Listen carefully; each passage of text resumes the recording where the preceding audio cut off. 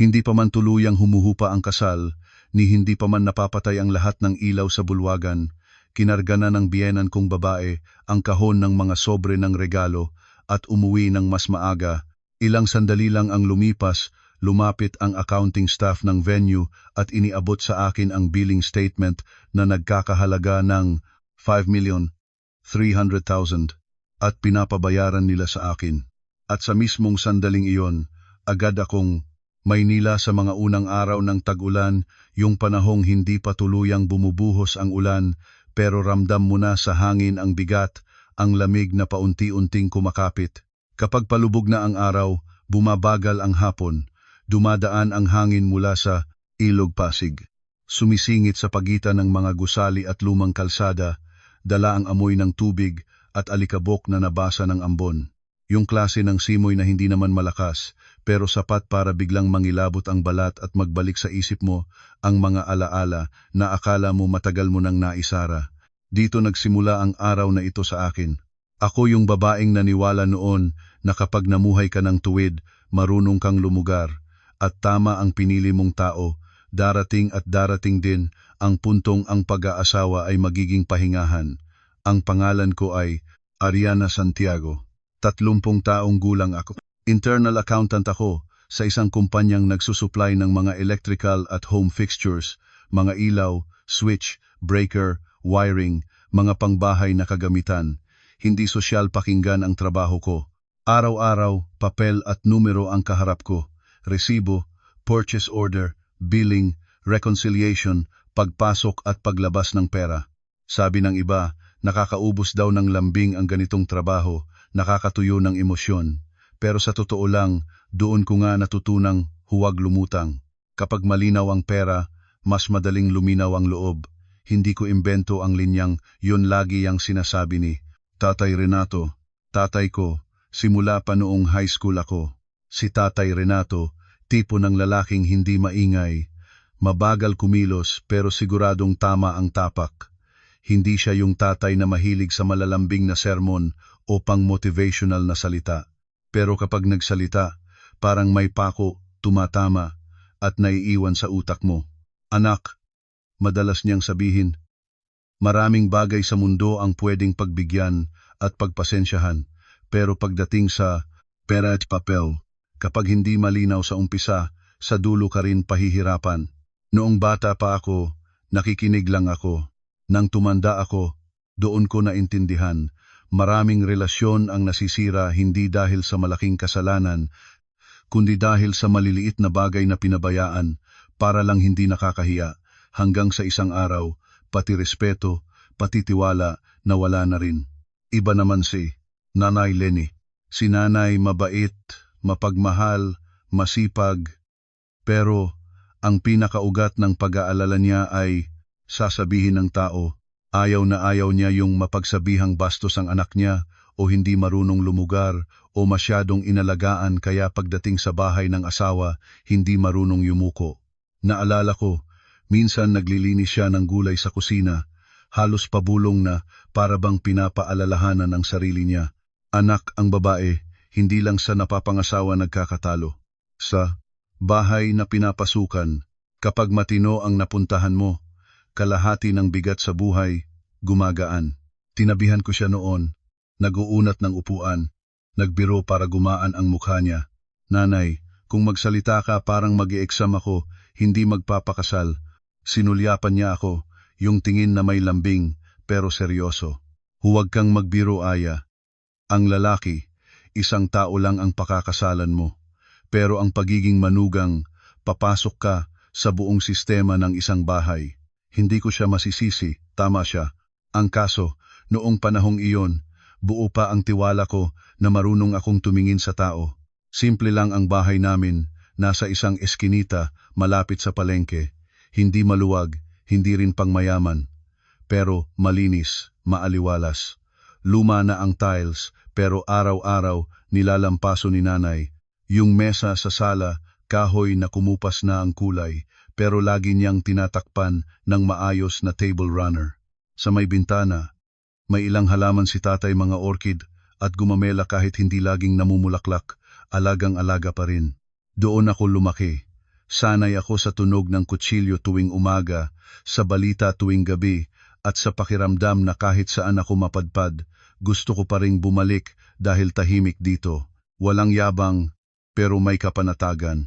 Kaya hindi ako yung babaeng nangangarap ng ingranding kasal o ng lalaking mayaman na parang artista. Ang gusto ko lang noon, magtrabaho ng maayos, mamuhay ng marangal, at kapag may dumating na lalaking disenteng, magmahal sapat na. At naniwala ako noon na si Marco de la Peña, ang lalaking iyon. 2 taon siyang mas matanda sa akin. Nasa sales siya ng isang kumpanyang nagdi-distribute ng finishing materials, tiles, pintura, sanitary, kung ano-ano. Hindi siya yung lalaking pagpasok pa lang, mapapalingon ka na. Hindi rin siya yung mahilig magbuhos ng matatamis na pangako. Pero may isang bagay siya na tumatama sa mga babaeng pagod na sa mundo. Marunong siyang magbigay ng pakiramdam na ligtas ka. Kapag may problema, hindi siya yung sisigaw o magpapalaki. Makikinig siya, tatahimik, tapos saka magsasalita. May mga gabing end of month closing ako, inaabot ako ng gabi sa opisina, halos wala na akong maramdamang paa sa pagod. Siya, isang text lang, natapos ka na, nandito na ako sa labas. At ang totoo, para sa babae, hindi mo kailangan ng grand gesture araw-araw. Minsan, sapat na yung may naghihintay sa'yo sa ilalim ng ilaw sa kalsada habang ikaw ang huling lumalabas sa gate ng opisina. Ang pag-oo ko sa kasal namin, hindi dahil sa singsing, hindi dahil sa bouquet, hindi dahil sa mamahaling dinner, kundi dahil sa isang hapon sa tabing ilog, malapit sa walkway kung saan tanaw ang ilaw ng tulay at ang pagdaan ng mga sasakyan.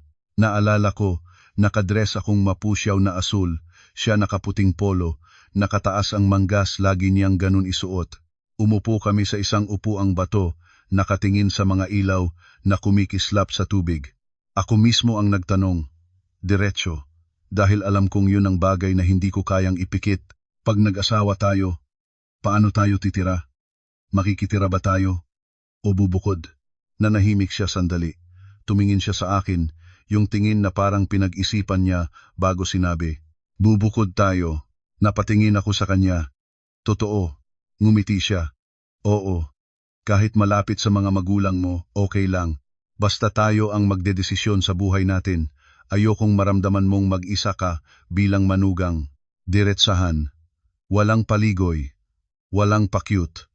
Pero tumama sa puso ko na parang may pinindot na parte sa dibdib ko na matagal nang nangangamba.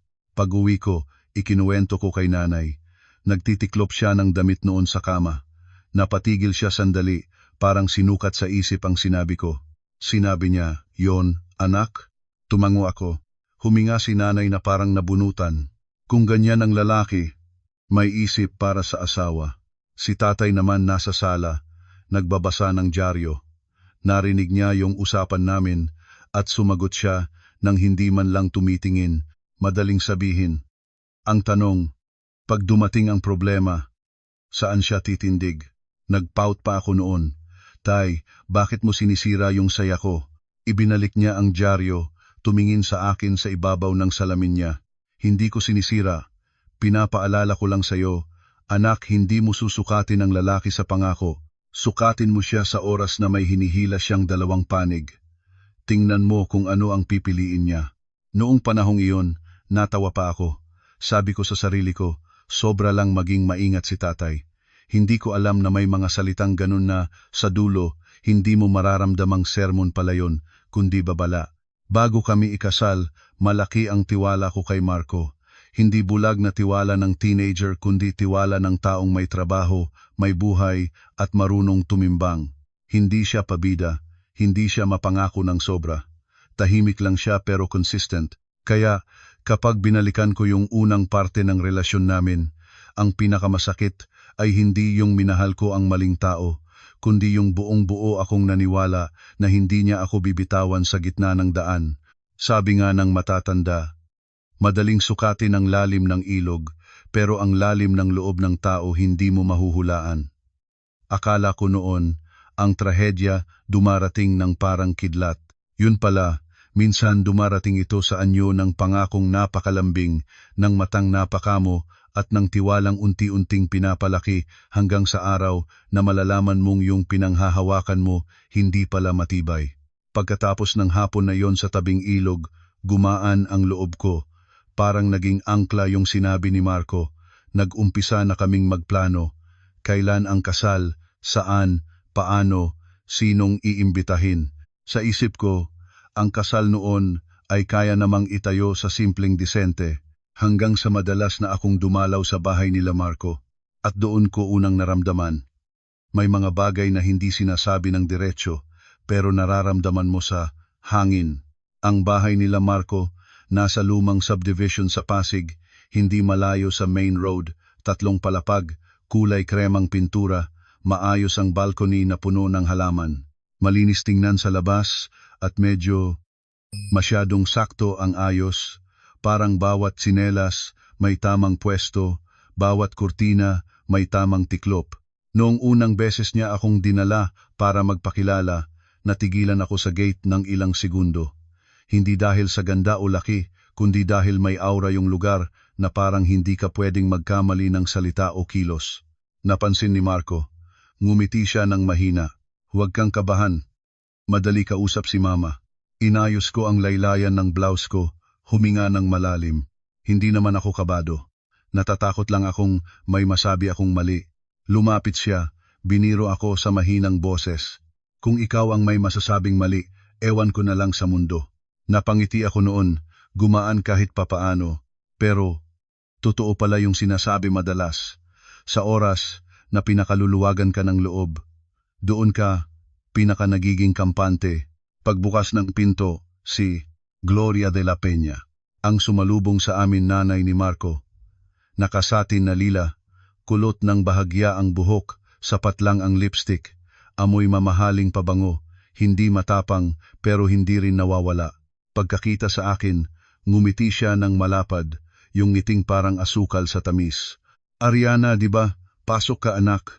Naku, huwag ka dyan sa araw. Mahinahon akong yumuko. Magandang hapon po. Hinawakan niya ang kamay ko. Hinila ako papasok na parang matagal na akong kilala. Ay, huwag na po.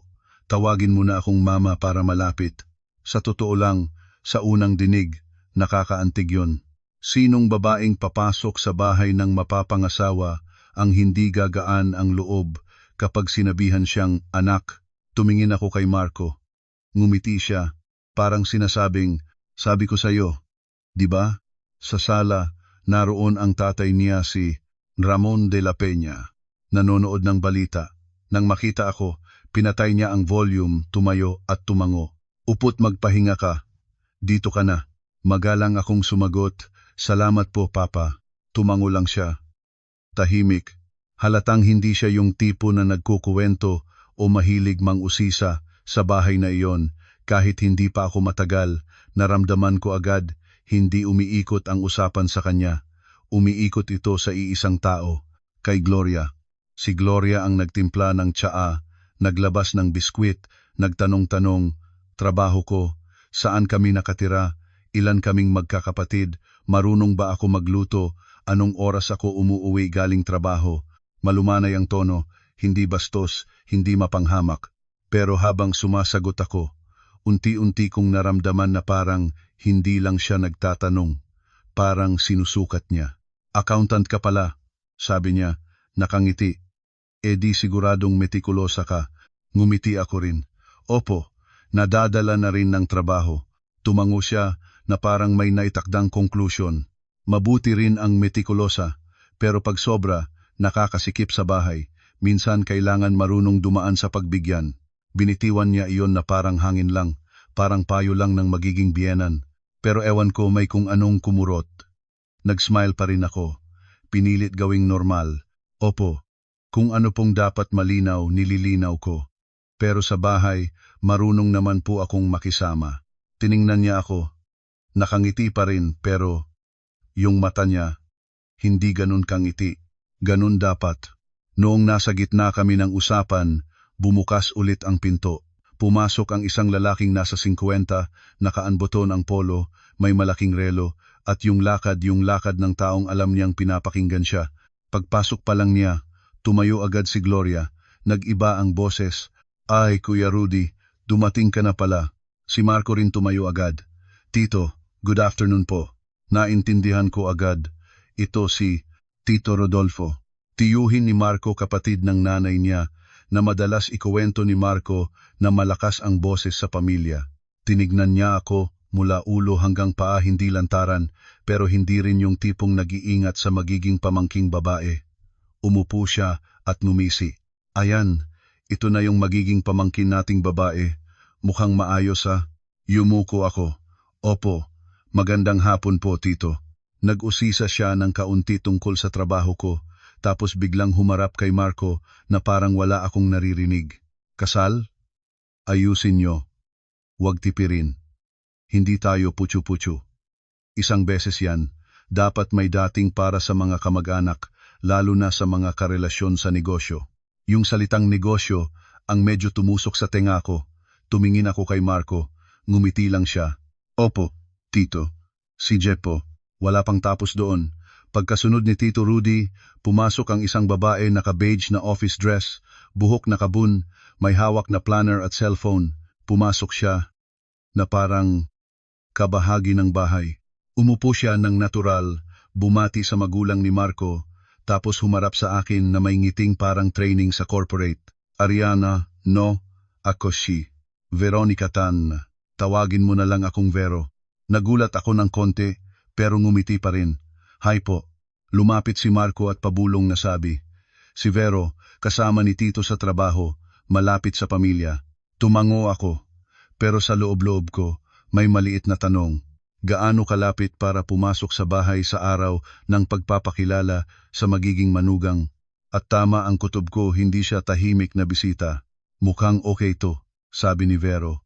Tapos agad napasok sa usapan. Napili nyo na ba yung date? Kung late this quarter, maganda yan. Pero dapat maaga mag-book ng venue, lalo na kung sa mga function hall na may view sa ilog. Pag peak season, ubusan. Si Gloria sumang-ayon agad. Tama. Isang anak lang si Marco. Hindi pwedeng basta. Tango si Tito Rudy. Dapat bongga. May mga bisita akong hindi pwedeng ilagay sa kung saan-saan. Nakaupo ako roon, hawak ang tasa, nakikinig sa plano ng kasal ko na parang hindi ako ang ikakasal. Tinignan ko si Marco. Nasa tabi ko siya, oo. Pero ang ginagawa niya lang ngumingiti, nagsasali ng tsaa para sa nanay niya at kay Tito Rudy, parang lahat ng sinasabi nila ay normal na normal. Huminga ako ng maingat at tinanong ko ng magalang, kung okay lang po, ilan po kaya ang target na tables?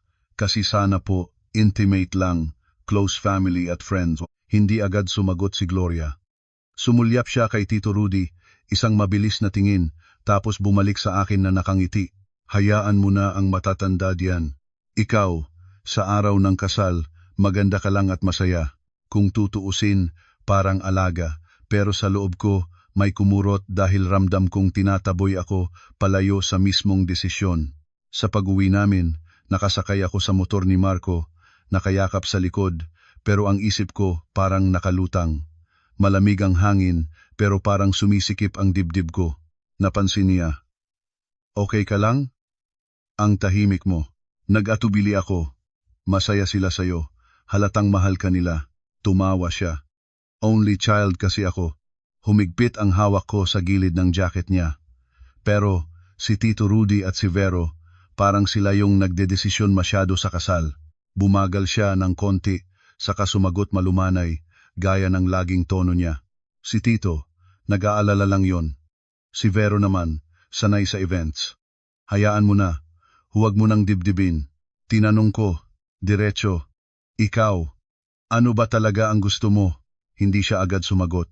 Ilang segundo, sa kanya sinabi, gusto ko lang, huwag kang masyadong stressed. Kasal to, maraming opinyon. Konting pagbigayan para walang gulo. Walang mali sa sinabi niya sa unang tingin, pero yung paraan ng pagkakasabi malambot, walang tigas, parang walang mahahawakan, at nakakainis minsan ang ganong lambot dahil hindi mo alam kung saan ka tatayo. Pag-uwi ko, isang tingin pa lang ni nanay, alam niyang may mabigat. Oh, kamusta? Okay ba ang pagpapakilala? Tanong niya habang naghuhugas ng plato. Okay naman po, sabi ko, pero mabigat. Okay naman ibig sabihin may hindi okay, sagot niya agad. Parang kilala niya na ang anak niya. Umupo ako at sinabi ko lahat. Si Tito Rudy, si Vero, yung desisyong mga matatanda na bahala, yung pakiramdam na parang nasisiksik ang boses ko. Tahimik si nanay. Tapos sabi niya, mabagal, anak, kahit anong bahay, may ganyan. Ang tanong, yung asawa mo, saan siya tatayo? Hindi ko napigilang mapangiti ng mapait. Sinabi ni Marco, huwag daw akong maging tense. Huminga si nanay, halatang may bigat. Sa umpisa, ganyan talaga sinasabi. Si tatay, na galing sa labas, narinig ang huling parte at umupo sa gilid. Kapag maraming nakikialam na parang normal lang, kailangan mong maging maingat, sabi niya. Pag ang tao masyadong malaya pumasok sa usapang dapat sa mag-asawa, ibig sabihin, malabo ang hangganan sa bahay na yon. Tumingin ako kay tatay. Tay, masama ba agad yun? Umiling siya. Hindi ko sinasabing masama. Sinasabi ko lang, tumingin ka ng mabuti. Gabi iyon, nakahiga ako. Iniisip yung ngiti ni Gloria, yung tono ni Tito Rudy, yung pagiging komportable ni Vero sa bahay, at si Marco na nakaupo sa gitna nila nakangiti lang, parang okay lang na iba ang nagdadala ng direksyon. Lahat ay magalang. Walang nagsalita ng bastos, walang nagtaas ng boses, pero sa loob ko, may maliit ng batong nahulog at hindi na siya nawala. At mula roon, kahit hindi ko pa tinatawag na hinala, may manipis na pader ng nabuo sa loob ko, manipis lang, pero sapat para maramdaman ko sa bawat pag-uusap tungkol sa kasal na hindi na ako kasing gaan at kasing tuwa gaya ng dati. Noong una, nagkasundo kami ni Marco, 30 mesa lang. Pamilyang malapit, mga kaibigan, ilang katrabaho sa magkabilang panig, ganun lang. Ang bahay namin, hindi naman sanay sa palabas. Si tatay, nang marinig ang plano, tango agad. Kung kaya ng bulsa, yun ang pinakamaganda. Pagkatapos ng kasal, mahaba pa ang pagsasama, walang taong nabubuhay sa isang gabi ng handaan. Si nanay rin, sang-ayon. Ang gusto lang niya, presentable ang pagkain, may mainit na pakiramdam ang mga darating, ganun lang. Ako rin, ganun ang gusto ko. Isang simpleng seremonya, walang sobrang pamamakyaw. Huwag gawin ang kasal na palaruan kung saan lahat pagod pero nagpapanggap na masaya. Pero ang buhay, hindi basta mo pagpaplanuhin, ay susundin ka. Pagkalipas ng 1 linggo, tumawag si Marco habang tanghalian. Malumanay pa rin ang tono. Free ka ba mamaya? Puntahan natin yung isang venue. Nagtataka ako. Ha? Nakausap na natin yung sa Commonwealth, di ba? Okay na tayo doon. Tumawa siya ng mahina. Si Mama, saka si Tito Rudy, sabi masyadong maliit daw. Tingin lang naman, hindi pa tayo pipirma. Tahimik muna ako, nag-isip. Sige. Pero tandaan mo, sinabi natin, simple lang. Mabilis ang sagot niya. Oo naman. Pero pagdating ko doon, naintindihan ko na kaagad hindi na tingin lang ang mangyayari. Isang malaking function hall na nakaharap sa ilog salamin ang mga dingding, maliwanag ang mga chandelier, malawak ang lobby, pila-pila ang mga staff na nakauniforme, parang hotel na naglalaro ng evento. Pagkapasok ko pa lang, nakita ko na sila, si Gloria, si Tito Rudy at si Vero, nakaupo na, parang naghihintay, hindi parang nadaan lang. Tumingin ako kay Marco, agad na bumaliktad ang tiyan ko. Sabi mo tayo lang dalawa ang titingin, di ba? Medyo naiilang siya, pero hinawakan niya ang kamay ko, marahang-marahan. Para lang mas sure, kasama ang mga matatanda para may second opinion. Relax ka lang. Relax? Paano ako magli-relax kung niyong pagpili ng lugar? Ako pa ang huling nakakaalam. Lumabas si Vero sa upuan, nakasmile ng buo. Ariana, halika. Maganda tong venue. May promo pa sila ngayon. Pag late ka ng 1 buwan, wala na. Si Gloria agad na dugtong. Anak, isang anak lang namin si Marco. Hindi naman natin pwedeng isimpleng-simple. Tango ni Tito Rudy. Dapat pakita natin sa bisita na maayos ang pamilya. Mga kanegosyo ko, hindi ko sila pwedeng dalhin sa kung saan-saan. Umupo ako. Yung pakiramdam ko, Parang binuksan ang pintuan ng sasakyan habang tumatakbo at wala akong kontrol sa padulasan. Dinampot ko ang brochure sa mesa. Presyo per mesa, tela, LED screen, stage expansion, flower arrangement, VIP reception area. Sa unang tingin pa lang, kitang-kita. Malayo na ito sa napag-usapan namin ni Marco. Mga ilan po ba ang target nating mesa? Tanong ko, pilit na kalmado. Si Gloria ang sumagot, para bang simpleng usapan lang. Siguro 50 mesa, yung sa panig namin lang, halos 20 na. Tapos ang mga bisita ni Kuya Rudy. Lumingon ako kay Marco. Hindi ko na napigilan. 50? Ngumiti siya. Yung ngiting pinipigilan. Sabi kasi ng mga matatanda, para maluwag. Pinilit kong panatilihin ang kompostura. Maganda naman talaga ang maluwag. Pero sino ang susukat kung magkano ang kaya natin? Kailangan malinaw yan sa simula, Marco. Biglang tumawa si Tito Rudy, hinampas pa ang mesa ng daliri yung klaseng malakas na parang joke lang pero may bigat. Naku pamangkin, bago ka pa makaupo, nagbibilang ka na ng mesa at upuan. Kapag ganyan, mapapagod ka. Kasalto, ha? Isang beses lang. Tumingin akong diretso sa kanya, magalang pero hindi na umuuurong. Opo, Tito. Hindi po ako nagbibilang para makipagkompetensya. Nagtatanong lang po, para malaman kung saan lulugar. Kumaway siya ng kamay, parang pinaalis ang tanong ko. Lulugar? Saan lulugar? Kami na bahala pamangkin, matagal na kaming gumagalaw sa mga ganito. Sa ibang tao, siguro nakaka-relax yung narinig na may bahala na sa gastos. Pero sa akin, nalamigan ako dahil kapag paulit-ulit na sinasabi sa iyo na huwag ka nang mag-alala. Minsan, yung itinatago ay yung mismong bagay na kailangan mong malaman. Nagsimula nang mag-tour ang grupo sa loob ng venue. Sabay-sabay kaming naglakad malaking sinalin, mataas na kisame, chandelier na nakakasilaw, gitna ng entablado may mock-up ng wedding aisle na curved, 2 panig puro fresh flowers. Si Vero, habang naglalakad, halos hindi tumitigil magsalita. Kung dito, kailangan full LED screen sa likod ng stage. Yung sa labas, dapat may photo booth area na hiwalay para sa corporate guests.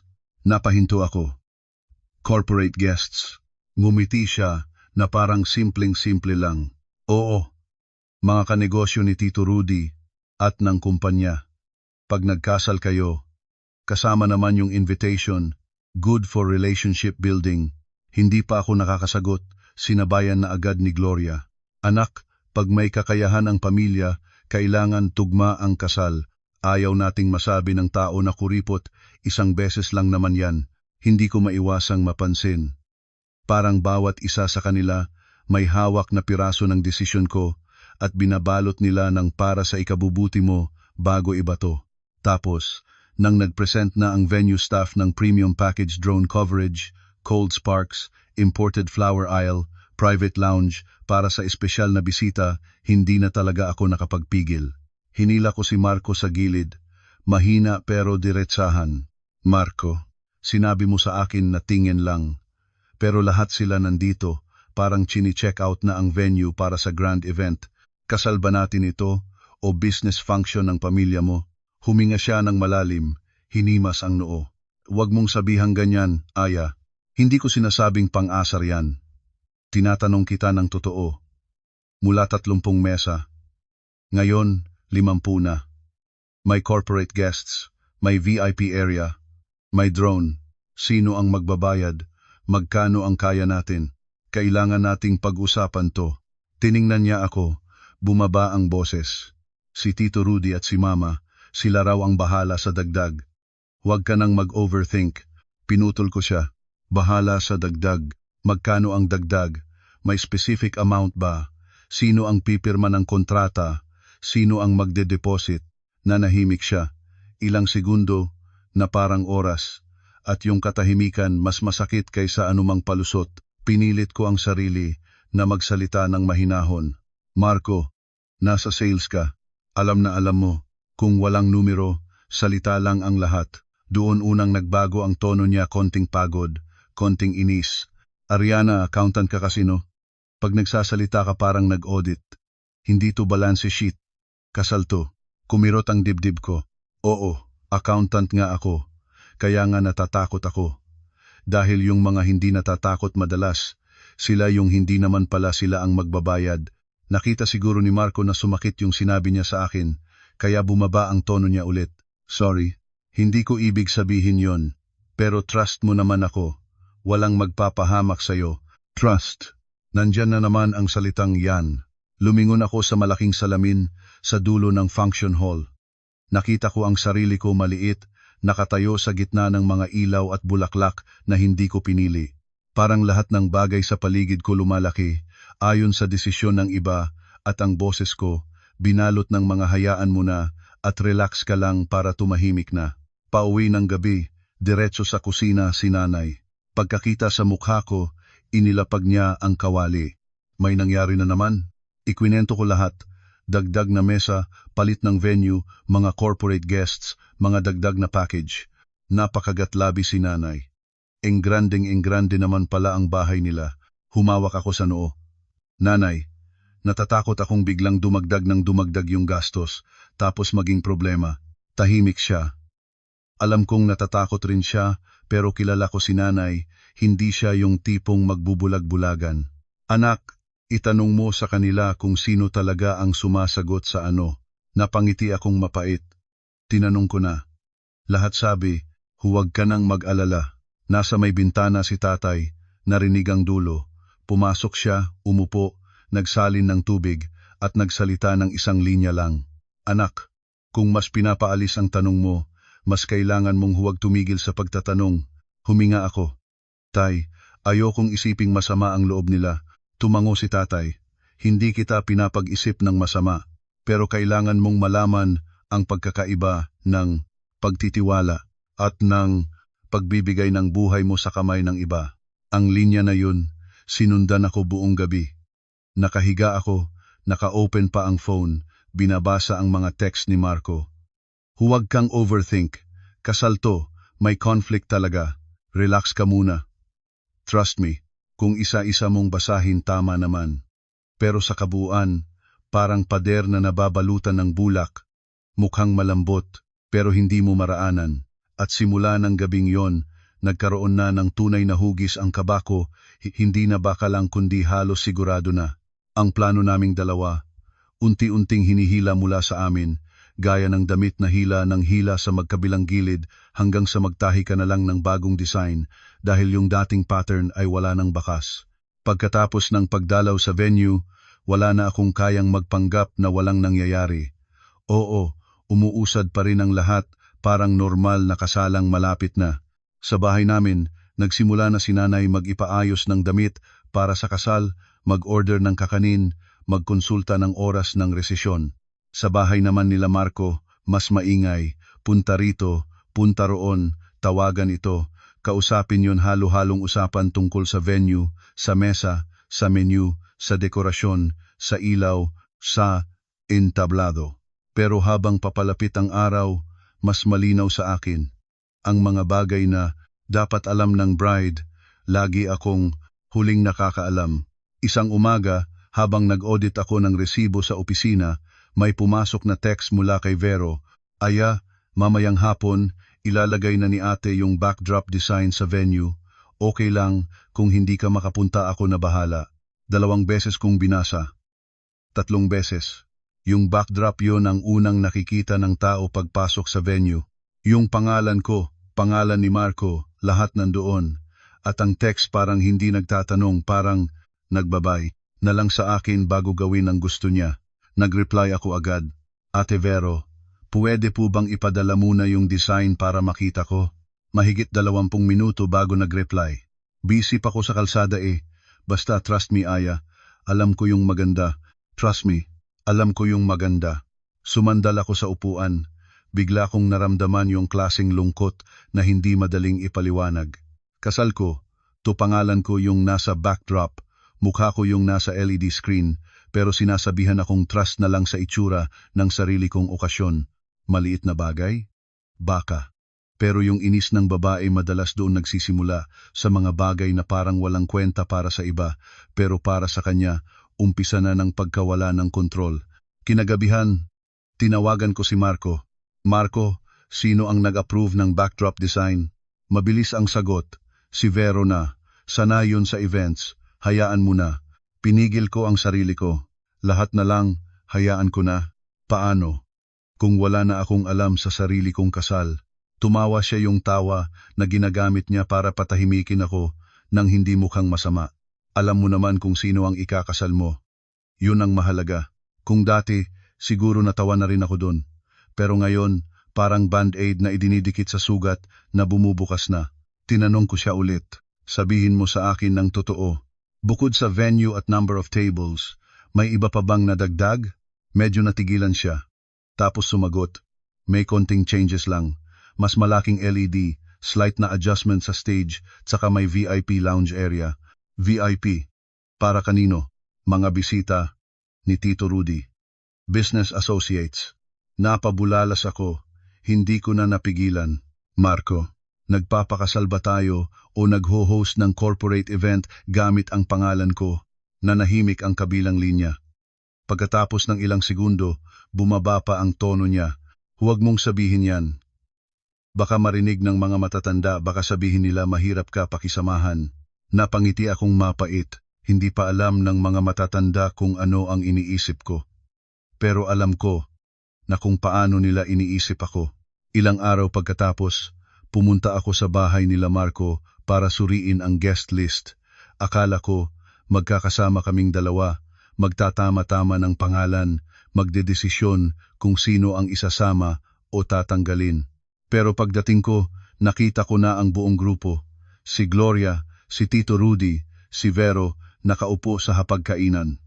Sa gitna ng mesa, 2 pahina ng guest list, halos punong-puno ng pangalang hindi ko kilala. Pagkakita sa akin ni Gloria, agad na nakangiti. Anak, tama ang timing. Upo ka. I-explain ko sa iyo yung listahan. I-explain. Hindi pag-usapan. Hindi tingnan natin kung okay sa'yo. I-explain. Umupo ako. Tinignan ang 2 pahina. Bawat linya mga pangalang wala sa alaala ko. Sino po tong mga ito? Sumagot si Gloria na parang sinasabi lang ang takdang aralin ng bata. Mga karelasyon ni Kuya Rudy, mga business contacts, hindi pwedeng hindi imbitahan. Tumingin ako kay Marco. Yung mga kaibigan natin? Saan na? Kiniskis ni Marco ang ilong. Nandyan pa naman. Bawas lang ng konti, okay lang naman. Napaangat ako ng tingin. Binawasan mo yung mga kaibigan ko para sa mga taong hindi ko kilala? Biglang nagsalita si Tito Rudy, inilapag ang tasa ng tsaa. Pamangkin, pagpapasok ka na sa pamilyang to, kailangan mong maintindihan ang kasal, hindi lang para sa 2 kabataan. Magalang akong tumingin sa kanya. Opo. Pero kung kasal ko po to, hindi po ba't kailangan kong at least kilala kung sino ang iimbitahan ko?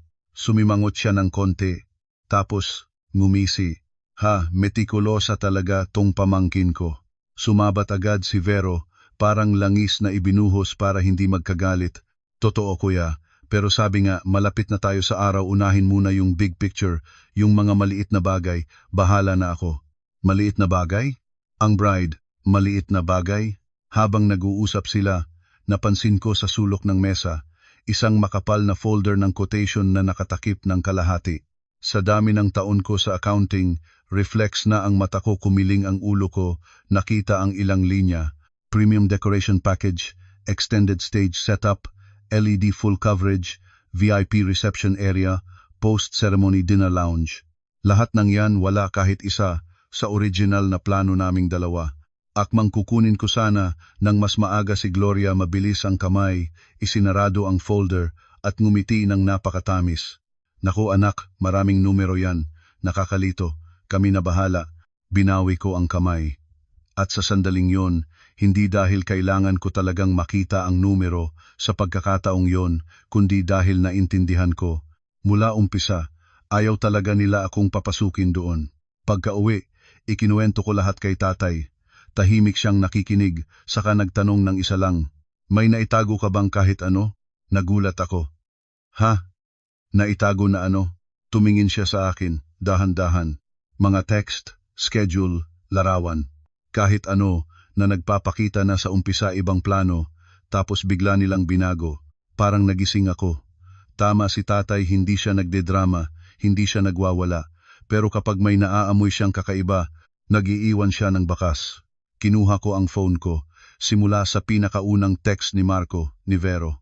Isa-isa kong ni-screenshot, yung palitan ng venue, yung pagdagdag ng mesa, yung huwag ka nang mag-alala, kami na bahala, trust me. Habang nagtatype, matatag ang kamay ko, parehong kamay na ginagamit ko sa pagsasara ng libro tuwing katapusan ng buwan. Pero iba na ngayon. Hindi na ito trabaho. Ito na yung buhay ko. Nang gabi, nakahiga ako sa kama, nakikinig sa mga tunog sa labas, yung pagtakbo ng motorsiklo, yung hangin sa bubong ng kapitbahay, yung malayo-layong tahol ng aso. Lahat parang normal. Pero sa loob ko, lumilipat na ang pakiramdam. Hindi na baka lang ang iniisip ko. Ramdam ko ng totoo. May mali. At habang papalapit ang kasal, parang ako ang babae sa entablado na maganda ang damit, maganda ang bulaklak, may hawak na buke, pero yung nagdekorba, yung pumili ng ilaw, yung nagtanggal ng kurtina, yung pumirma ng bayarin, lahat sila, nakangiti lang at sinasabing, huwag ka nang mag-alala. At sa buhay, ang bagay na paulit-ulit na sinasabing, huwag mong alalahanin, madalas, yun ang pinakamagpapahirap sa'yo sa bandang huli. Dumating ang araw ng kasal sa isang hapon na maliwanag ang langit sa Maynila pagkatapos ng buong gabing ambon. Simula pa lang ng umaga, maingay na ang bahay namin si nanay, naghahabol ng ayos ng mga tray at arrangement, yung mga tita ko pumapasok palabas. Isa ang nag-aayos ng buhok ko, isa ang nagsasabi, nabilisan na. Nakaupo ako sa harap ng salamin, nakatingin habang unti-unting tinatakpan ng makeup ang mukha ko. May kakaibang pakiramdam, hindi ganap na saya, hindi rin malinaw na takot. Parang may manipis na alambre sa gitna ng dibdib ko na kahit isang dahan-dahang hipo, kakatok na. Nasa likod ko si nanay.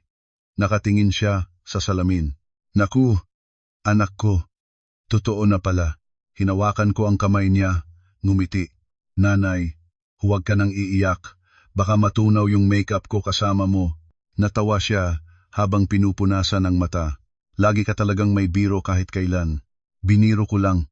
Pero sa loob-loob ko, may pilit na dasal. Sana okay lahat. Sana pag umaga bukas, makakahinga na ako. Pero pagkalapag ko ng paa sa venue, nawala na yung pakiramdam na yon. Mas malaki pa pala ang setup kaysa nung huling pag-inspect. Chandelier sa bawat sulok, bulaklak na parang dingding ng hardin sa entrance, LED screen na mula sahig hanggang kisame, may slideshow ng prenup photos namin, parang movie trailer. May violin na tumutugtog, may pila ng staff na nakayuko habang dumadaan ang mga bisita. Maganda? Oo, sapat para mapasabi ng tao, ang ganda naman. Pero ako, nakatayo sa gitna, hawak ang buke, isang tanong lang ang bumalik, hindi na ito yung kasalang inakala ko. Nasa tabi ko si Marco, sa madilim na asul na tuksedo, pogi, presentable.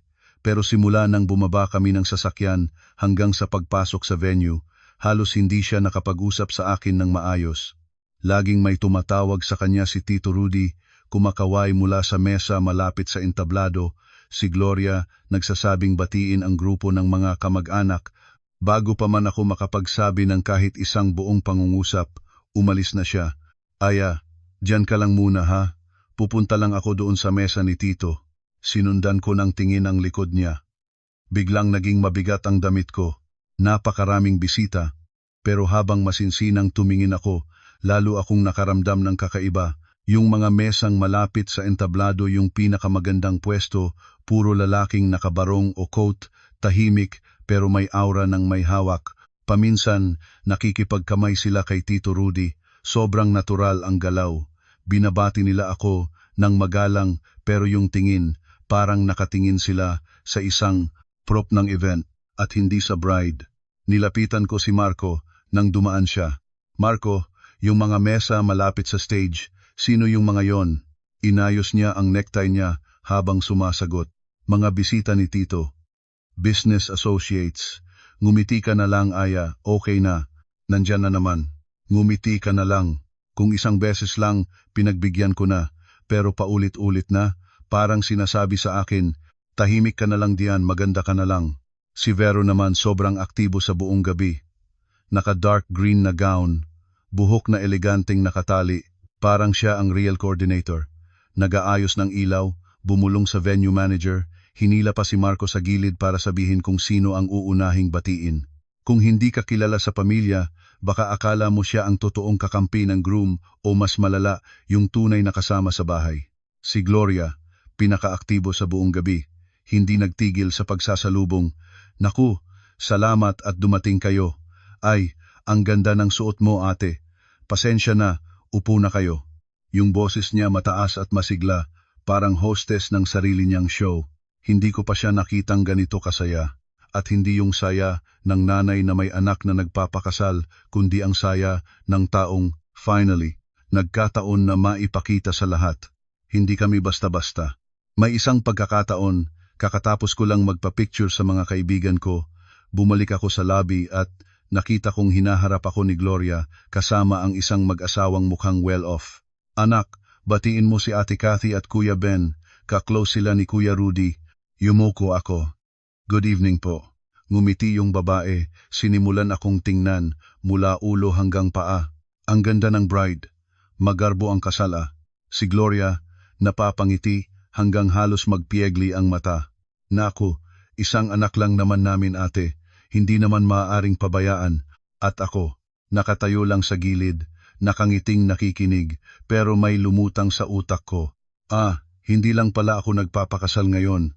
Kasama akong nagtatarps ng pangalan ng pamilya. Pag-akyat sa stage, bumuhos ang confetti at cold sparks, lumaki ang ilaw, umikot ang kamera. Hawak ni Marco ang kamay ko. Narinig ko ang mga palakpakan, maganda ang lahat. Pero buong gabi, hindi siya. Talagang nakatayo sa tabi ko, nang sapat na matagal para maramdaman kong ako ang pinakamahalaga sa kanya ngayong gabi. Pagkababa sa stage, sunod-sunod ang picture-taking mesa-mesa, grupo-grupo, pagod na akong maglakad sa heels ko. Masakit na ang ulo ko sa ingay at sa perfume na naghalo-halo sa loob ng bulwagan. Pero walang nagtatanong kung okay lang ba ako. May isang sandali nakatayo ako sa gilid ng VIP area. Nag-uusap ang mga lalaki doon tungkol sa isang proyekto, tungkol sa kontrata, tungkol sa bagong negosyo. Nandoon si Tito Rudy sa gitna, at nandoon si Marco, tumatango-tango, nakikinig, sumasang-ayon. Tinitigan ko sila. Kasal ko. Pero ang groom, parang salesman na nag-entertain ng client. Lumabas ako sa hallway sa gilid ng venue, doon sa mas tahimik na bahagi. Malamig ang hangin ng aircon sa braso ko. Tumingin ako sa salaming dingding, nakita ko ang sarili ko, buhok na maganda, gown na maputi, labi na mapula. Ang itsura ng isang bride sa pinakamagandang gabi niya. Pero sa mata ng babaeng nasa salamin walang kinang. At doon ko unang naramdaman, may mga handaang puno ng tao, pero ang puso ng tao doon mas malungkot pa sa mag-isang gabi sa bahay. Nang sandaling iyon may napansin akong kakaiba. Sa kabilang dulo ng hallway, malapit sa office area ng venue, may isang babaeng bata, naka-uniforme ng staff, payat, mahinahon ang itsura, may hawak na folder. Nakatayo lang siya sa gilid, parang nag-aalangan. Pero ang nakuha ng pansin ko, yung tingin niya sa akin. Hindi yung tingin ng empleyado sa bride, hindi rin tingin ng natutuwa o namamangha. Yun ang tingin ng isang tao na naawa sa'yo, pero hindi makapagsabi kung bakit. Tumagal lang ng ilang segundo, pero malinaw na malinaw sa isip ko. Akmang lalapit sana ako nang biglang lumitaw si Tricia Lim, yung events manager ng venue. Mabilis siyang lumapit sa babae, may bumulong, tapos halos kaladkarin siya pabalik sa loob ng office area. Nagsara ang pinto. Bride, dito picture naman. Hinatak na naman ako pabalik sa loob. Nagpatuloy ang gabi. Bumalik ako sa tungkulin ko. Ngiti, kaway, tayo sa gilid, magpa-picture. Pero hindi na natanggal sa isip ko yung tingin ng babaeng yun. Sa gitna ng daang-daang taong nagbubunyi, siya lang yung tumingin sa akin na parang naaawa. Sabi nila, ang masamang palatandaan sa kasal ay basag na baso, biglang ulan, napatay na ilaw. Akala ko dati, ganun ang itsura ng babala. Pero ng gabing yon, sa unang pagkakataon, naintindihan ko, minsan, ang pinakanakakatakot na senyales ay simpleng tingin lang ng isang estranghero na may alam na hindi pa natin alam. Pagkatapos kong makita ang mga matang, Yun yung tingin ng babaeng staff na parang gusto akong sabihan ng kung ano, pero hindi niya kaya, hindi na ako nakapagpanggap na masaya.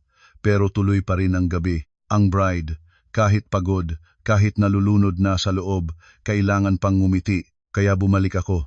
Nag-toast, nagpa-picture. Yumuko sa bawat mesang dinadaanan, kumain ng ilang subo kahit walang lasa.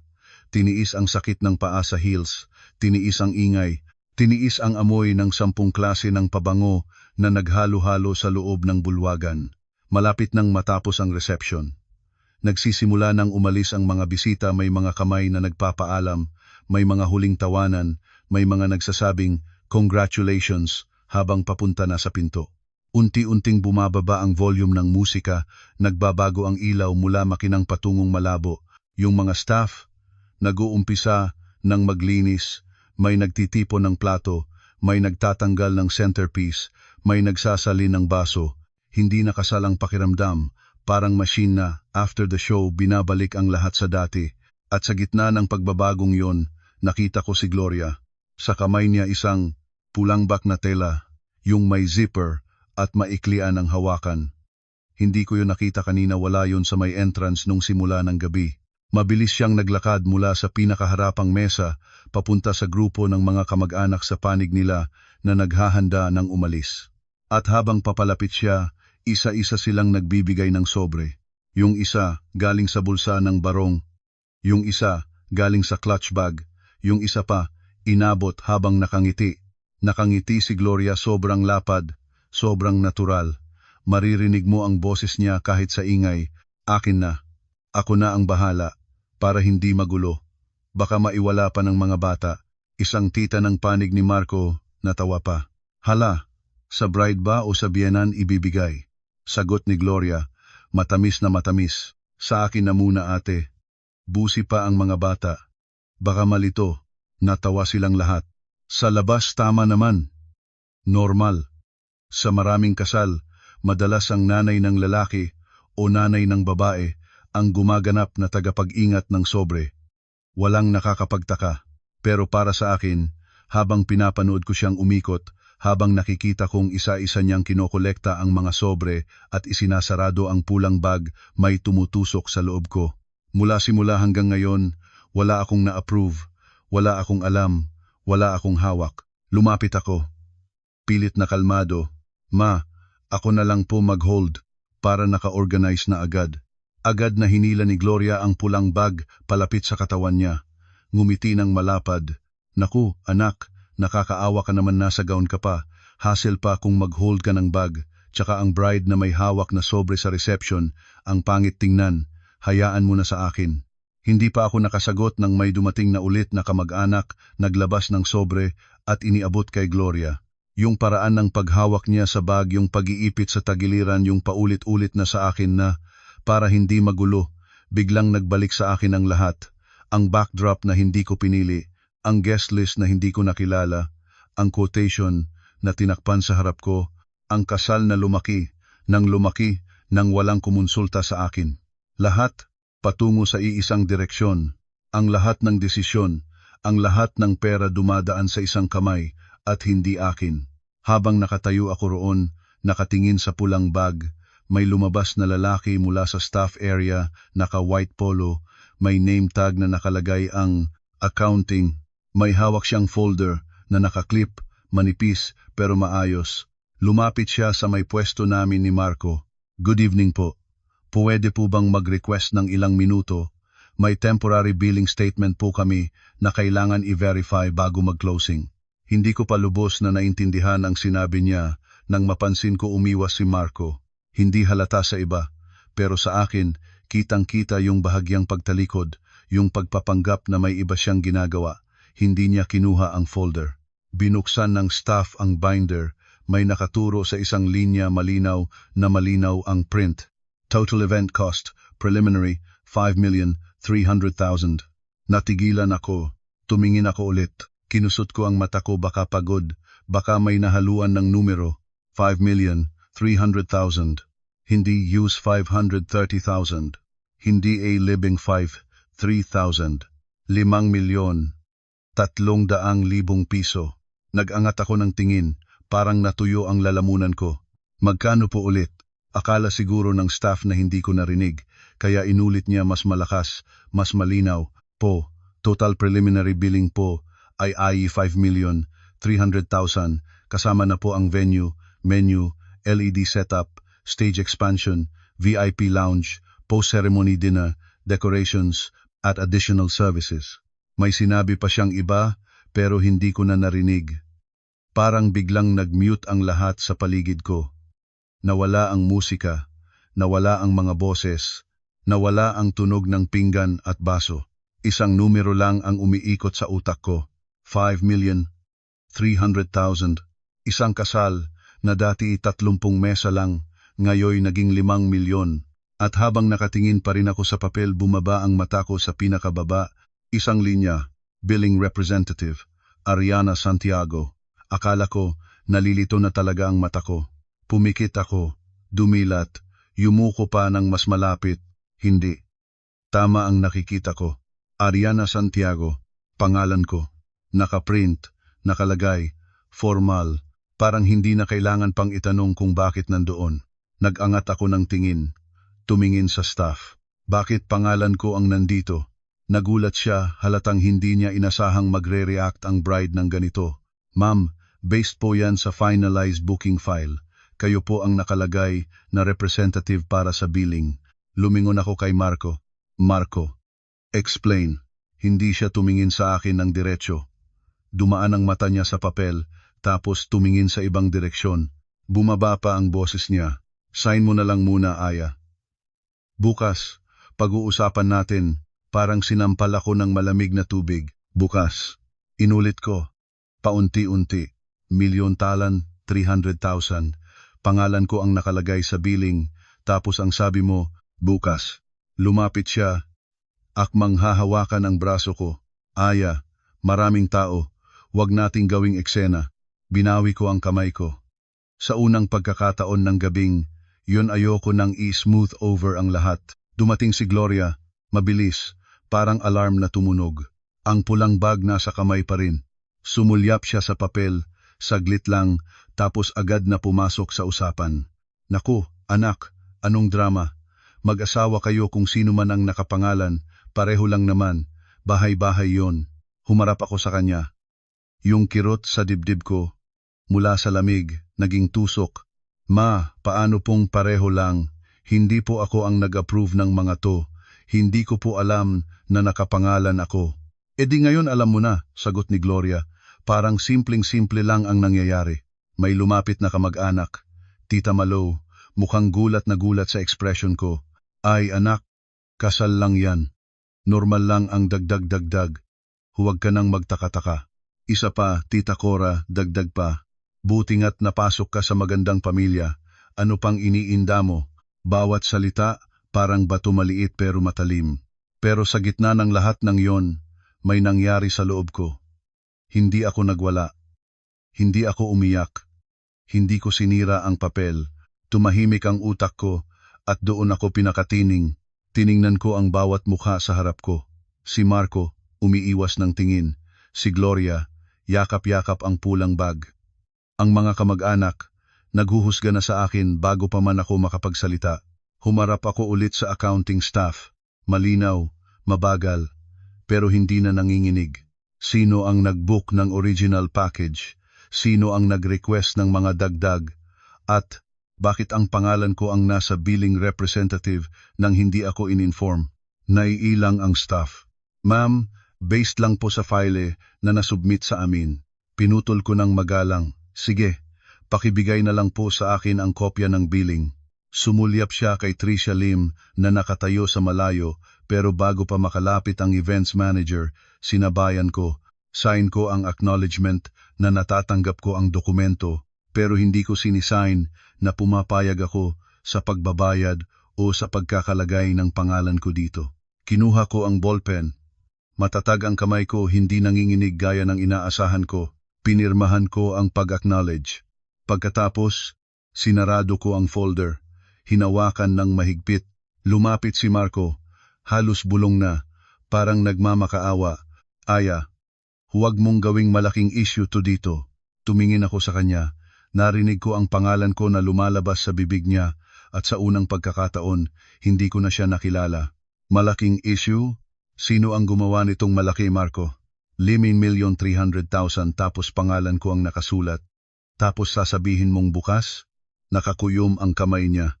Walang masabi. Tumingin ako sa pulang bag sa kamay ni Gloria. Tumingin ako sa bulwagan na nagsisimula ng magdilim. Tumingin ako sa mga taong nakatingin sa akin may awa, may galit, may judgment. Tapos, lumabas ako. Naglakad akong papunta sa entrance ng venue. Yung tela ng gown ko ang tanging tunog kaluskos sa makinis na sahig ng lobby. Malamig ang hangin sa labas. Yung ilaw sa labas ng venue, dilaw, malamlam, halos malungkot. Hinugot ko ang cellphone mula sa maliit na bag na nakakabit sa suot ko. Tahimik kong dinial ang numero. Sa loob ng bulwagan, naririnig ko pa ang mga natitira mga huling tawanan, mga empleyado, si Gloria na tumatawag ng kung sino, si Marco na mabilis ang yabag papalapit sa likuran ko. Pero bago pa man siya makarating, sumagot na ang kabilang linya. At sa sandaling yon alam na alam ko, hindi na ito reception. Ito na ang simula ng laban. Hello po. Gusto ko pong mag-report ng isang insidente. Nasa isang events venue po ako sa may Pasig Riverfront. May billing statement po na inilabas sa pangalan ko na hindi ko naman po pinirmahan o kinonsensuhan, nagkakahalaga po ng 5,300,000 at ang lahat ng sobre ng mga regalo ng bisita ay kinuha po ng ibang tao nang walang pahintulot ko. Tinanong ako ng duty officer address, may nasaktan ba, may nang-aagaw ba? Sinagot ko lahat. Kalmado, malinaw. Para bang nagre-report ako ng financial discrepancy sa opisina dahil sa totoo lang, ganun na nga ang nangyayari. Alam ko, kung umiyak ako o nagwala, gagawing kwento ng lahat na bride na nagwala sa kasal. Pero kapag malinaw ang report ko, ako ang may record, ako ang may dokumentong hawak, ako ang may proteksyon. Pagkalagay ng phone, dumating na si Marco. Mabilis ang lakad, halos putol-putol ang hininga. Ariana, nababaliw ka na ba? Unang beses niya akong kinausap ng ganun kalakas. Wala na ang lambot. Wala na ang pag-aalaga. Puro takot at inis dahil lumalabas na ang sitwasyon sa kontrol niya. Tumingin ako sa kanya. Nababaliw ako. O natatakot ka? Hinawakan niya ang mukha niya, hinimas ng malakas. Tumawag ka ng pulis sa gabi ng kasal natin.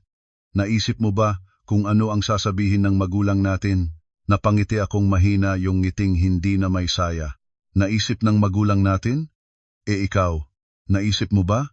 Ako, 1,5,300,000 pangalan ko. Tapos sabi mo, bukas na lang. Anong bukas? Bukas na pala akong may utang. Lumapit pa siya, pinilit pababain ng tono. Sabi ko na, aayusin natin, huwag kang mag-overreact. Yumuko akong tumingin sa folder na hawak-hawak ko. Overreact? Ang tao na naglagay ng pangalan ko doon, hindi yon overreact. Ang tao na kumuha ng lahat ng sobre nang walang pahintulot ko, hindi yon overreact. Nanahimik si Marco, at yung katahimikan, mas malakas pa sa anumang paliwanag. Lumabas si Gloria, mabilis, hawak-hawak pa rin ang pulang bag. Anong ginagawa mo diyan sa labas, anak? Ang anak niya ngayon walang tamis, matigas na. Tumawag po ako ng pulis, ma.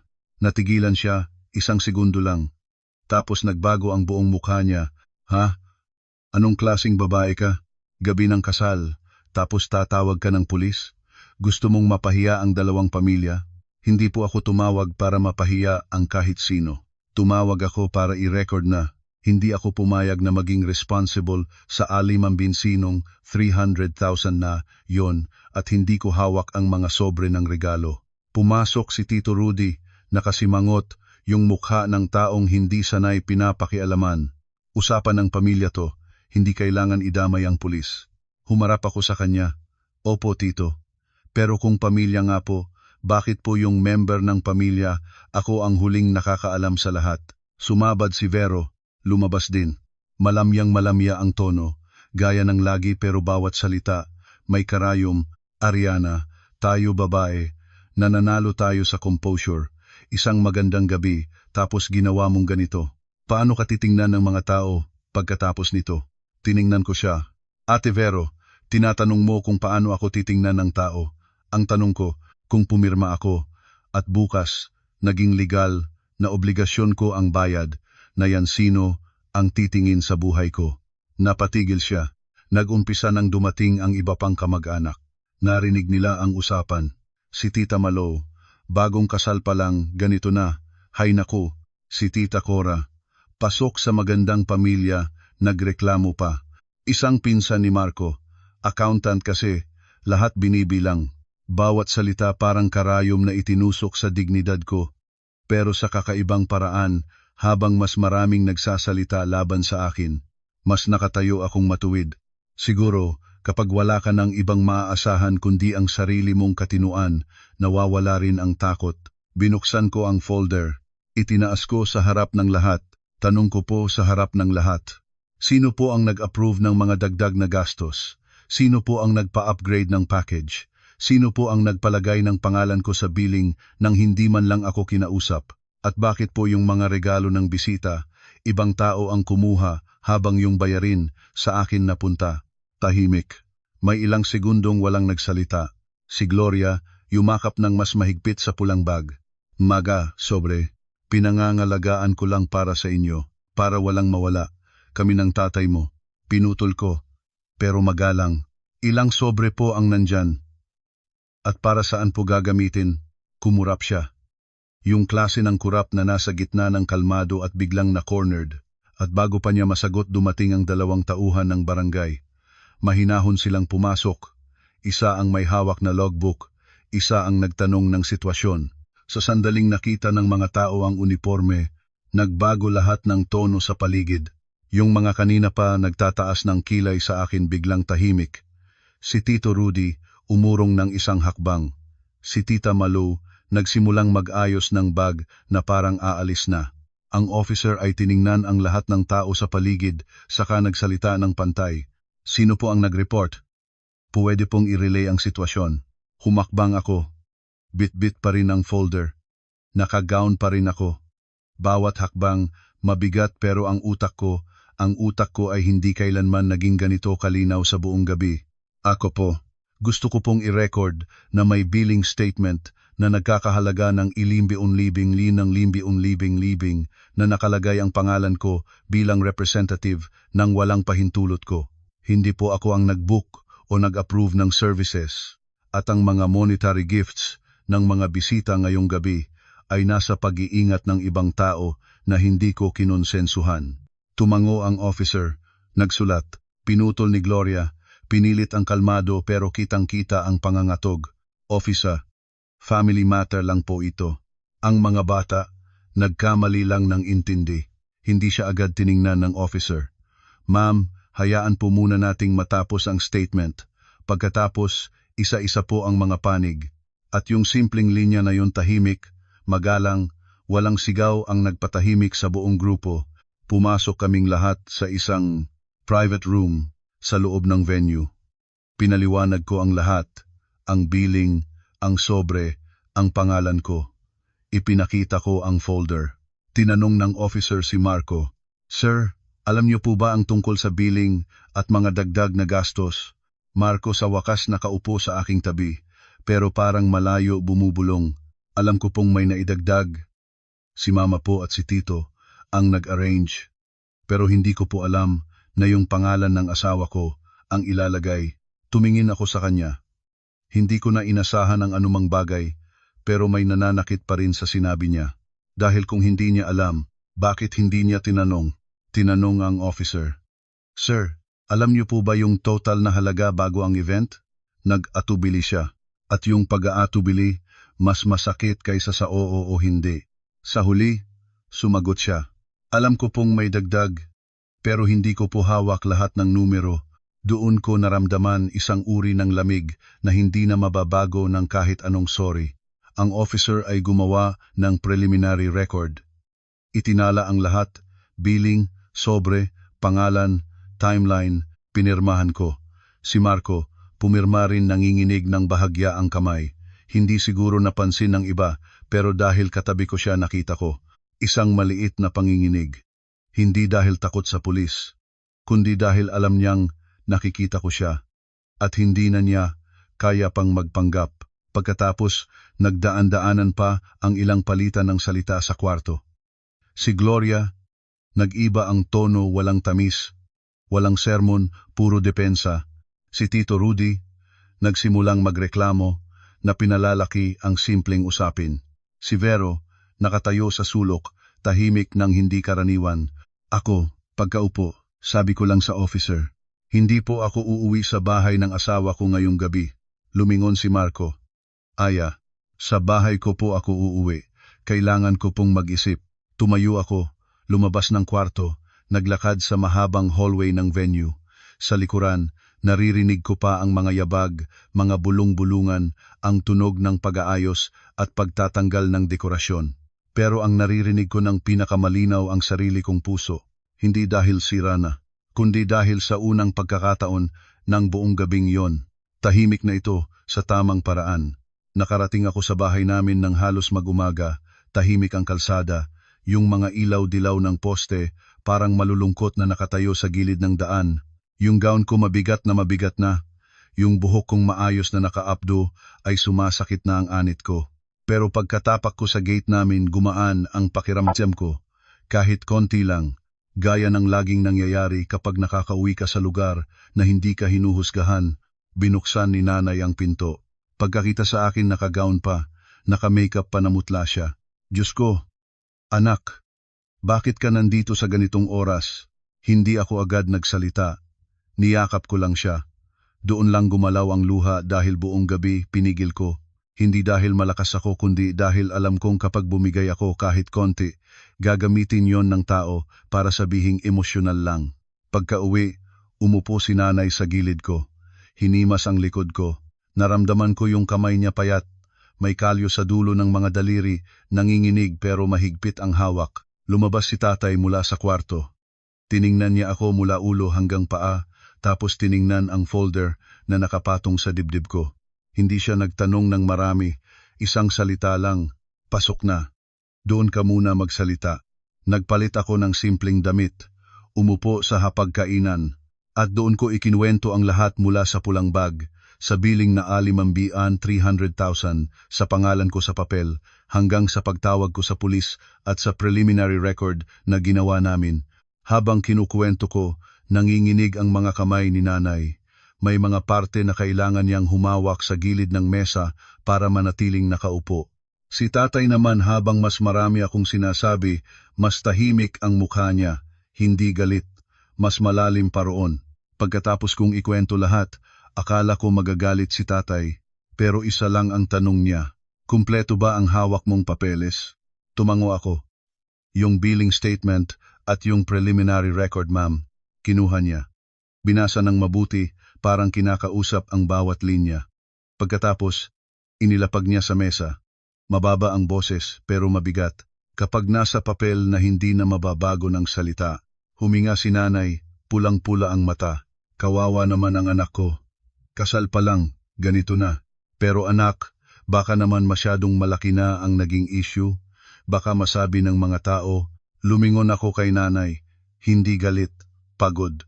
Nanay, kapag tumahimik ako, yung sasabihin ng tao, makakatulong ba sa akin? O pag may papeles na nakalakip sa pangalan ko, yung tao ang magbabayad? Napapikit si nanay. Walang naisagot. Pagkalipas ng ilang oras, halos hindi pa kami nakakapagpahinga. Tumunog ang doorbell, sunod-sunod. Sumilip si nanay sa bintana at namutla. Nasa labas, si Gloria, si Ramon, si Marco, at si Tita Malo. Nang panig nila. At sa kamay ni Gloria, ang pulang bag. Nandoon pa rin. Binuksan ni nanay ang pinto. Malamig na ang hangin pero mas malamig pa ang pakiramdam sa pagitan ng dalawang grupo. Si Tita Malo ang unang nagsalita. Parang tagapag-ayos. Pasensya na, kagabi mainit ang ulo. Kabataan, kulang sa kontrol. Upo tayo, pag-usapan para humupa. Nakaupo ako sa loob ng sala, malamig ang dibdib ko. Kagabi, bride ako. Ngayon kabataang kulang sa kontrol. Umupo si Gloria, Inilapag ang pulang bag sa gilid ng upuan pero hindi inalis ang kamay doon. Tumingin siya sa akin, hindi na matamis, hindi pagalit pero malamig. Anak, alam mo kung gaano ka-embarrassing yung ginawa mo kagabi sa harap ng pamilya ng mga bisita? Sinalubong ko ang tingin niya. Ma, gusto ko lang pong malaman kung bakit nandoon ang pangalan ko sa billing. Sinabi ko na, mag-asawa kayo kung kanino man nakapangalan, pareho lang. Hindi po pareho, ma. Kung pareho, bakit hindi pangalan ni Marco ang nakalagay? At bakit po yung mga sobre, kayo po ang humawak, pero yung bayarin, sa akin napunta? Mabigat na katahimikan. Sumabat si Tita Malu, nagpapanggap na kalmado. Pamangkin, huwag kang ganyan.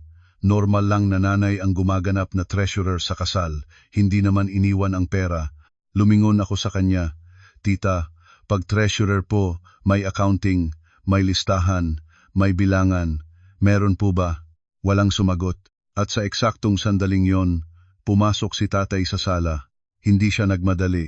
Hinila lang ang upuan, umupo, inayos ang salamin, at inilagay ang dalawang kamay sa mga tuhod parang lolo mong nagbabasa ng dyaryo sa umaga. Pero pagkaupo niya, parang nagbago ang buong kwarto. Tumingin siya kay Gloria. Ate Gloria, sinasabi niyo pong mukha. Tanong ko lang, anong mukha ang mas mahalaga sa mukha ng buhay ng anak ko? Walang nakasagot. Tumingin siya sa pulang bag. Yung mga sobre ng kasalang pinaghandaan ng anak ko. Kailangan niyang malaman kung magkano, nasaan, at para saan. Hindi pwedeng may humawak ng lahat tapos sabihing pinapangalagaan lang. Si Tita Malu umubo. Kuya Renato, maaayos naman to, pinutol ni tatay. Hindi niya tinigasan ang boses, pero mabigat pa sa anumang sigaw. Maaayos hanggang kailan? Hanggang naging legal na obligasyon na ni Ariana. Yung bayarin? Pera ng anak ko. Kailangan niyang malaman. Walang pinapangalagaan lang. Pagkasabi niyon, parang nabunutan ako ng 1 tonelada sa balikat. Ganito pala ang pakiramdam kapag may tatay kang nakatayo sa likod mo. Hindi kailangan sigawan. Hindi kailangan magwala. Kailangan lang sabihin ang tama ang tono, tama ang timing. At sa mismong umaga na yon, hindi na ako nag-iisa. Pagkaalis ng grupo ni Gloria, ng umagang yon, wala pang 1 oras, tumunog ang phone ko.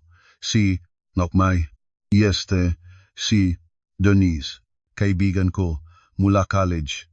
Mabilis ang boses niya, parang nagmamadali. Aya, huwag ka munang mag-post ng kahit ano. Pero pakitingnan mo to.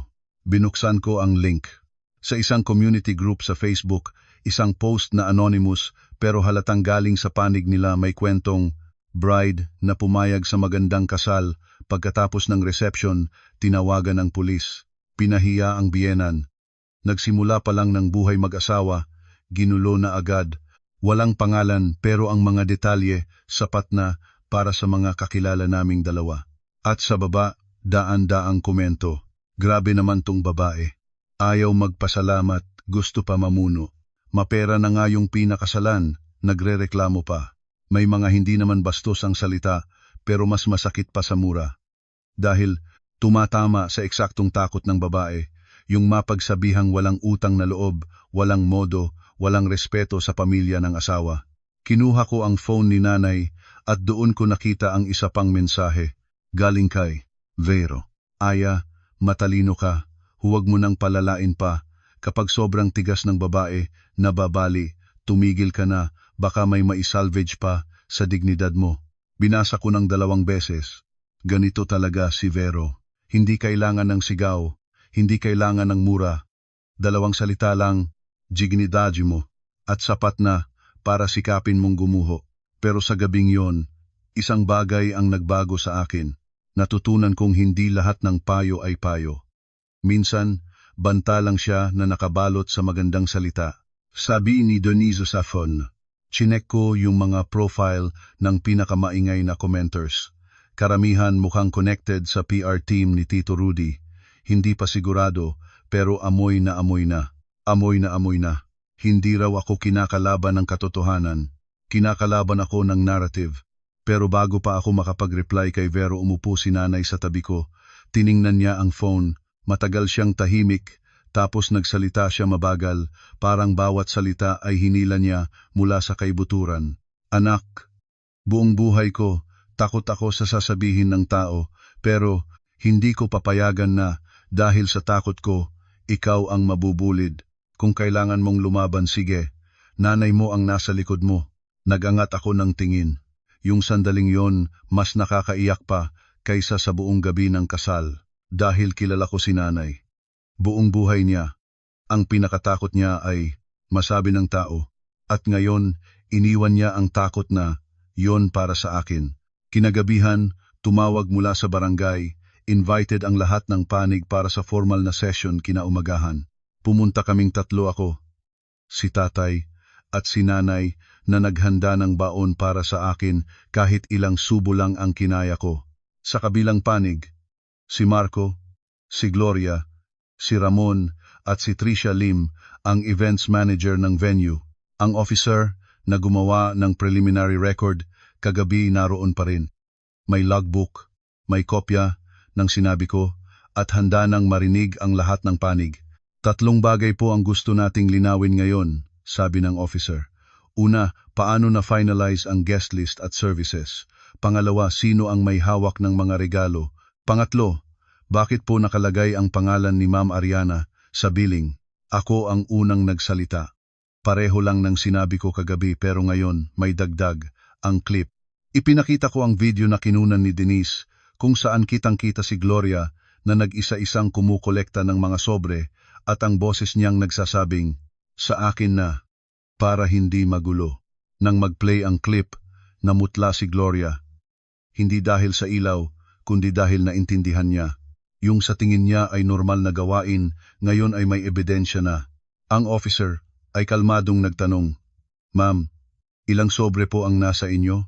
Yumakap si Gloria ng mas mahigpit sa pulang bag na nasa tabi niya pa rin. Hindi pa po namin nabilang. Tumingin si tatay sa akin, hindi nagsalita. Pero sa tingin niya alam kong alam niya, bawat oras na hindi nabilang, bawat mamaya na, bawat pinapangalagaan lang lahat, may direksyon. Pagkatapos, iniharap ang tanong kay Tricia Lim. Bilang events manager, siya ang kausap ng mag-anak tungkol sa packages. Maayos niyang sinabi ang dating linya. Based lang po sa client file, yung mga changes galing po sa booking party. Tinanong ko siya, sino po ang booking party? Medyo natigilan siya. Tumingin kay Gloria, kay Tito Rudy na wala roon pero parang nandoon pa rin sa hangin. Ma'am, maraming nag-coordinate po kasi. Major event po kasi to. At doon nangyari ang sandaling nagbago ng lahat. Siguro dahil pagod na rin si Tricia. O dahil sanay na siyang nasa ganitong sistema. O dahil minsan, kapag paulit-ulit na ang script, nakakalimutan mong nandoon ang taong nakakarinig. Bumuntong hininga siya.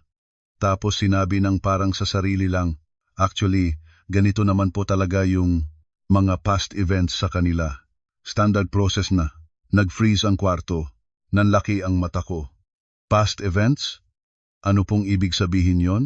Napanganga siya, parang ngayon lang niya na-realize na may nabitawan siya. Wala po. Ibig kong sabihin, yung process ng pag-coordinate sa family na yan, ganun na po talaga from before. Pero, huli na, yung 4 na salita, past events sa kanila, nakabitin na sa hangin na parang usok na hindi na mababawi.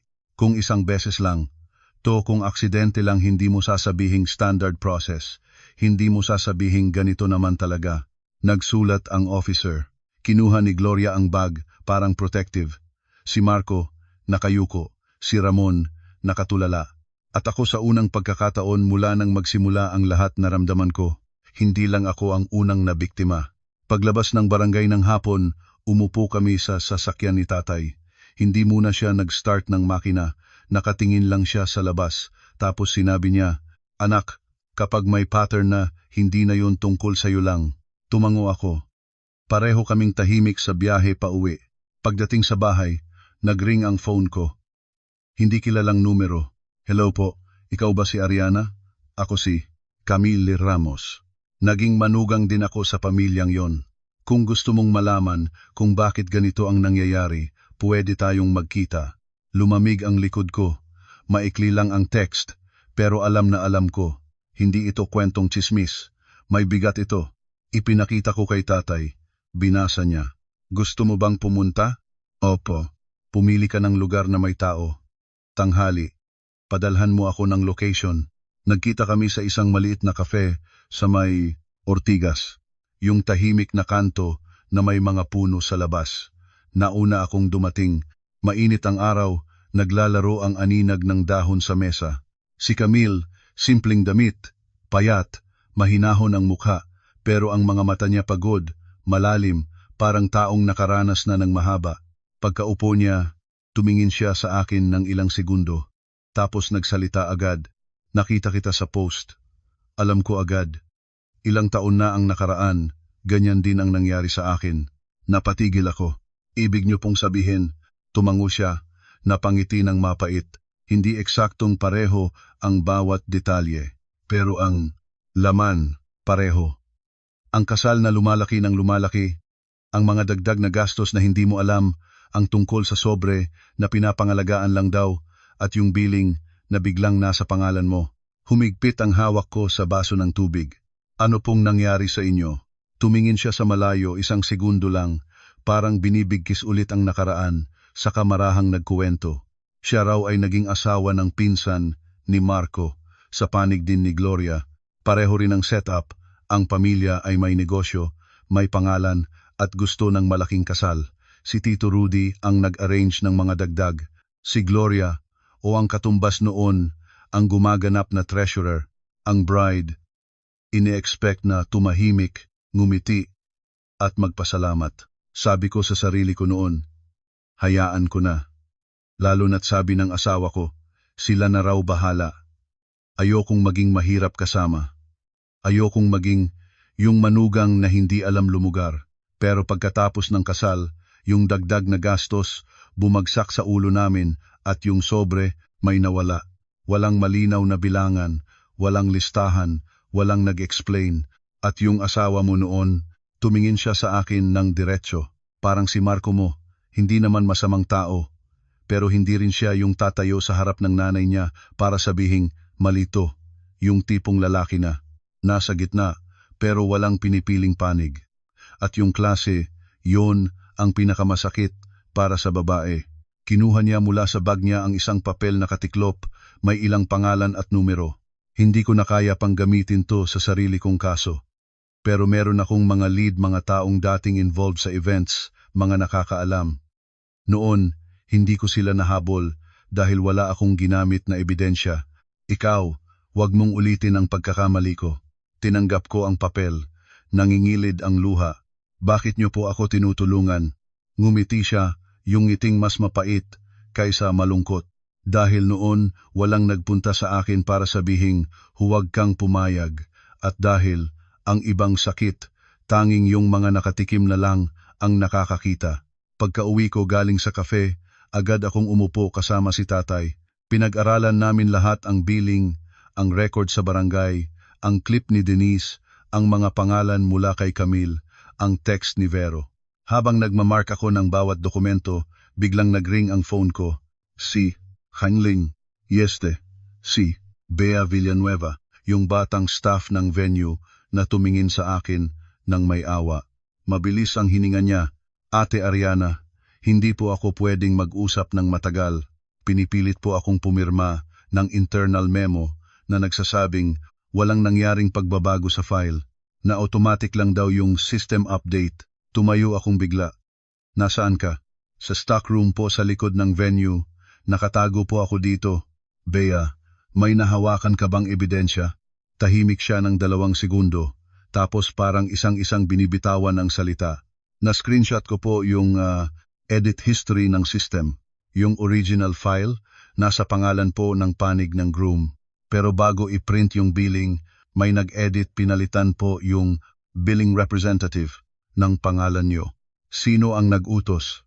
Si Ate Tricia po ang nagsabi sa amin na i-update, pero hindi ko po alam kung sino ang nag-utos sa kanya. Bea, isan mo sa akin. Ate, pag nalaman nila, mawawalan po ako ng trabaho. Yung nanay ko po, may sakit, nasa probinsya. Nangingilid ang luha sa boses niya. Huminga akong malalim. Bea, isend mo kapag safe ka na. Hindi kita pipilitin. Pero tandaan mo, kung ikaw man ay tumahimik, hindi ka mali. Tahimik siya ng ilang segundo. Tapos yung boses niya, nanginginig pero matatag. Natatakot po ako, ate. Pero nakita ko kayo nung gabi. Alam ko pong kapag tumahimik din ako, hindi po ako makakatulog ng maayos. Pagkababa ng phone, wala pang isang minuto, dumating ang screenshot. Malinaw, ang edit log ng venue system. Ang original entry, nakapangalan sa panig ni Marco. Ang huling edit ilang oras bago i-print ang billing pinalitan ng Ariana Santiago. At sa gabi ring yon, dumating ang email sa inbox ko. Subject line, Confirmation of Joint Voluntary Payment for Additional Services. Maganda ang pagkakasulat, maayos, professional. Pero ang laman, kapag pinirmahan ko, sa akin na lahat ng responsibilidad. Napangiti akong malamig. Kung hindi tumawag si Bea kung wala akong alam baka sa pagod at kalituhan, pinirmahan ko na. At pagkatapos noon, nakasarado na ang bitag. In-print ko ang lahat. Inilabas ang mga screenshot. Inisave sa 3 iba't ibang lugar. Kinabukasan dinala namin ni tatay sa barangay bilang dagdag sa record. Ngayon, hindi na sinabi-sabi lang ang hawak ko. May buto na, may laman. Kinagabihan, nag-text si Marco. Gusto raw niya akong makausap. Nagkita kami sa isang cafe malapit sa Marikina River Park. Tahimik, malayo sa mga kakilala. Umupo siya, at bago pa magsalita, tiningnan niya ako ng matagal. Pagod ang mukha niya, malaki ang eye bag, gusot ang polo. Galit ka sa akin? Hindi. E ano? Gusto kong marinig mong sabihin ang totoo, kahit isang beses lang. Pinagdidikit-dikit niya ang mga daliri. Nakayuko. Alam kong pinalaki ng pamilya ko ang kasal. Alam kong si Tito Rudy ang may pakana ng karamihan sa mga dagdag. Alam ko ring may mga gastos na hindi tama. Pero yung pangalan ko sa billing, nanahimik siya. Hindi ko alam na pangalan mo ang ilalagay. Parang aminin niya, pero agad kong nakita ang butas. Hindi mo alam hindi mo tinanong, nanahimik ulit. At yung katahimikan, iyon ang sagot. Marco, naiipit ka raw sa 2 panig. Pero ang totoo yung tao na naiipit, may pinipiling panig pa rin. At ikaw, pinili mong tumahimik para wala kang masaktan. Nagangat siya ng tingin. Namumula ang mata. Anong gusto mong gawin ko? Wala na akong gustong gawin mo. Pero ito ang hindi mo nagawa. Nang nasa harap mo na yung billing na may pangalan ko, sana sinabi mo, hindi pwede yan, hindi pumayag ang asawa ko. Kaya mo ba yon? Walang sagot. Tumayo ako. Bago umalis, sinabi ko lang, Marco, alam kong mahal mo ako sa paraan mo, pero ang tiwala kapag nabasag hanggang sa buto, wala nang pandikit na magbabalik sa dati. Naglakad akong papalayo. Malamig ang hangin sa ilog. Tahimik ang gabi. May paminsan-minsang tunog ng motorsiklo at ng aso sa malayo. Dati, akala ko, pag nakapangasawa kita, may kakampi na ako. Yun pala, mula sa umpisa, mag-isa lang pala ako. Sa mga sumunod na araw, hindi naging mabilis ang lahat pero hindi rin tumigil. Isa-isa kong dinala ang lahat ng ebidensya. Billing, edit log ng sistema, clip ni Denise, text ni Vero, email na halos pinirmahan ko, at ang mga pangalang ibinigay ni Camille. Ang barangay, sa pakikipag-ugnayan sa venue at sa ilang dating supplier, unti-unting nakakita ng pattern. Sa mga malalaking event na dumaan sa kamay ni Tito Rudy, laging may nag-overflow na gastos at laging may iba na sinisisi o pinapasa ng bayad. Dumating ang araw na tinawag si Tito Rudy sa barangay. Pumasok siya, yung dating lakad ng taong sanay na sinusunod. Pero sa loob ng maliit na kwarto, sa harap ng logbook at ng mga papel walang stage, walang chandelier, walang VIP table. Nang tinanong tungkol sa mga dagdag na gastos at sa mga refund na ibinalik ng ilang supplier pagkatapos ng event, binanat siya ng binanat hanggang sa nabitawan niya. Yung mga yon, balik sa akin. Ako ang nag-arrange, ako ang nag-ayos ng lahat ng koneksyon. Hindi ba't natural lang na may parte ako? Isang linya, isang saglit, at ang pinturang generous na tiyuhin na bakbak. Hindi pa kumpleto para sa kaso, pero sapat na para makita ng lahat, hindi lang karangalan ang habol ni Tito Rudy sa mga kasal. may daloy ng pera at dumadaan sa kanya. Sa mga sumunod na linggo, hindi na ako bumalik sa bahay nila Marco. Hindi rin niya ako hiningan ng paliwanag o baka hindi na niya kayang harapin. Nagkita kami ng huling beses sa tabing ilog.